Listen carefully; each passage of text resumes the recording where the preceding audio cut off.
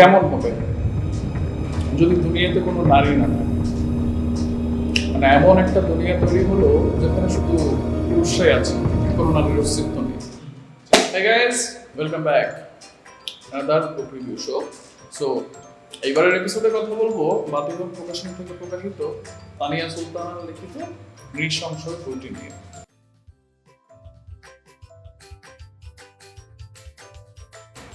তো এই বইটা অ্যাকচুয়ালি খুব ইন্টারেস্টিং, যেই কারণে মূলত আমি পড়া শুরু করেছিলাম সেটা হচ্ছে ফ্ল্যাপের এই লেখাটা এটা পড়ে শুনে। হ্যাঁ, জেনে রাখো, তুমি হচ্ছে পৃথিবীর প্রথম পাপী। তোমার গর্ভে জন্মেছে ঠিক, তবে তোমার ইতিহাস আমি লিখছি।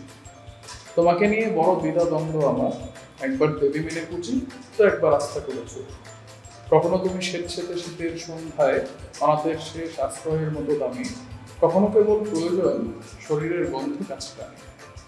জানি আমি কিংবা আমার মতোই কেউ ছিল তোমার জুড়ে তোমার গোচর, তাতে কি আদতে নাকি তোমার জন্ম রহস্য আমার একটি মাত্র পাচক। যে সুফি বলেছিল তুমি সৃষ্টি নও বরং স্বয়ং স্রষ্টার আলোকবর্ষী, তার প্ররোচনায় উচ্ছ্বসিত হয়েছ কি করতে? তুমি বরং বৃক্ষের মতো প্রাণময় জড়বস্তু হও, কুড়ালের কোপে দ্বিখণ্ডিত করি। তুমি বরং বিল ঘেঁষা আউশের কোনো উর্বর জমি হও, লাঙলের কোছায় কর্ষণ করি। তোমাকে নিয়ে বড় দ্বিধাদ্বন্দ্ব আমার। সো অ্যাকচুয়ালি এই ফ্ল্যাপের লেখাটা খুবই কাব্যিক, তো সে কারণে আমি ইন্টারেস্ট পেলাম যে অ্যাকচুয়ালি দুটো কী নিয়ে। আমি তো পড়ার পর সামনে এলাম।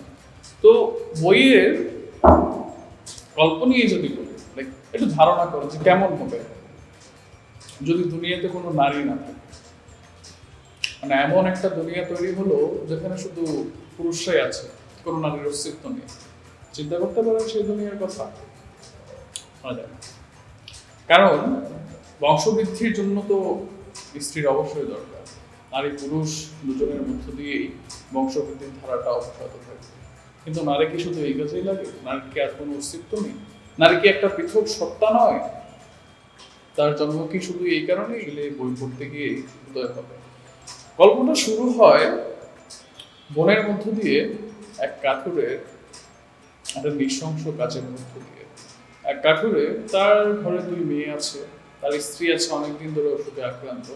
স্ত্রীর প্রতি তার তেমন কোনো ভালোবাসা জাগ্রত হয় না। স্ত্রীর কাছে তার যে চাহিদা, শারীরিক চাহিদা, সেটাই স্ত্রীর এই অসুখের কারণে পূরণ হয় না। স্ত্রীর কাছে ঘেঁষতেই সে ঘেন্না বোধ করে। তা এমন সময় বনের মধ্যে একটা ফুটফুটে সুন্দরী মেয়েকে সে দেখতে পায়, অ্যান্ড তার মধ্যে তার সেই পৈশাচিক সত্তাটা জাগ্রত হয়, যে সত্তা তাকে ঠেলে দেয় পশুভিত্তিক দিকে। তো সেই পশুত্বের দোহাই দিয়ে সে ওই মেয়েটিকে ধর্ষণ করে তার লাশটা ওই অবস্থায় বনের মধ্যে পুঁতে ফেলে।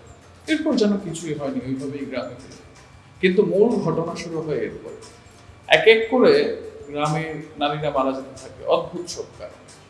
প্রথমে মনে হয় ব্যাপারটা নিতান্তই সাধারণ, কিন্তু দিন যত যায় মৃত্যুর মিছিলে ততই সংখ্যা যোগ হতে থাকে, লাশ ততই বাড়তে থাকে, অ্যান্ড প্রত্যেকটা লাশই নারীর লাশ। তবে কি এই গ্রামটা নারী শূন্য হয়ে যাবে?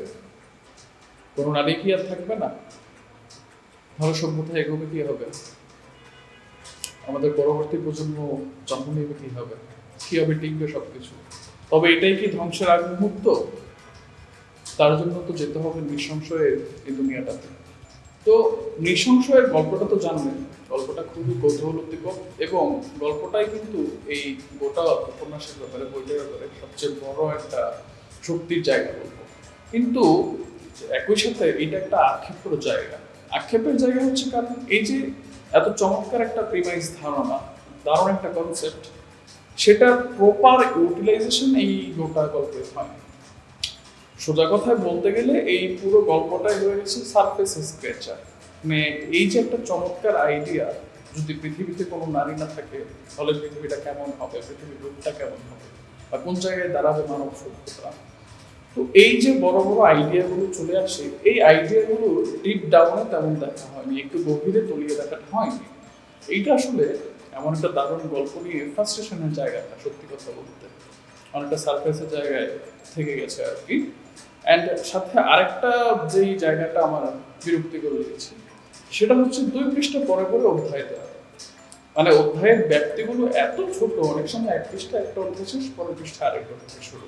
কারণ এটা মাঝে মাঝে হতে পারে, কিন্তু 2 পৃষ্ঠা পর পরে এক একটা নতুন অধ্যায়, মানে অনেক জায়গায় পড়তে গিয়ে মনে হয় যে এখানে অ্যাকচুয়ালি পৃষ্ঠার চেয়ে অধ্যায় বেশি।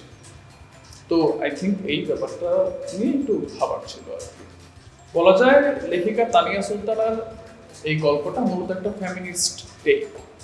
বর্তমানে এই পৃথিবীতে মানে এই কড়া পুরুষত্বের এই দুনিয়াতে, যেখানে চারদিকে টক্সিক মাস্কিউলিনিটির জায়গাগুলো আমরা দেখতে পাই, নারীর অধিকার হরণ, তাদেরকে যথাযথ অধিকার না দেওয়া, সেসবের উপর ভিত্তি করে একটা ফ্যান্টাসি গল্প এটাকে ধরা যায়।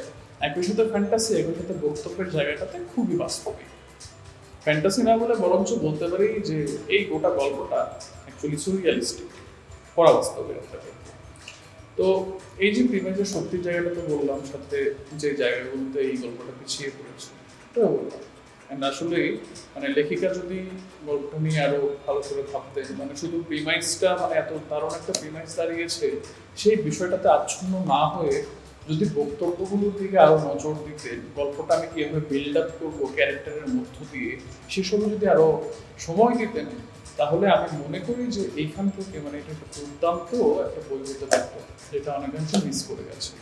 তবে ভালো দিকের কথা বললে গোটা গল্পটাতে একটা গতিময়তা আছে, যার কারণে অ্যাকচুয়ালি রেখে ওঠা যায় না, একটা সাসপেন্সের মুহূর্ত থাকে, পরবর্তীতে কি হবে সেটা থাকে। সেটা মূলত প্রিমিসের ধারণা থেকেই এসেছে, ওই জায়গায় মূল গ্র্যাবটা করে ফেলেছে দর্শককে।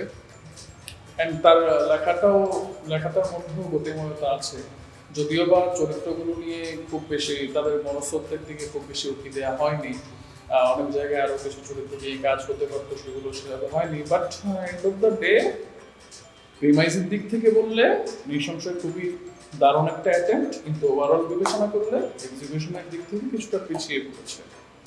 সো যারা একটু ভিন্ন গল্প পড়তে চান, প্রিমাইজ তো জানলেন, এই প্রিমাইজ জানার পর যদি মনে হয় যে এই গল্পটা, এই বইটা একবার ট্রাই করে দেখবেন, তাহলে অবশ্যই দেখতে পারেন।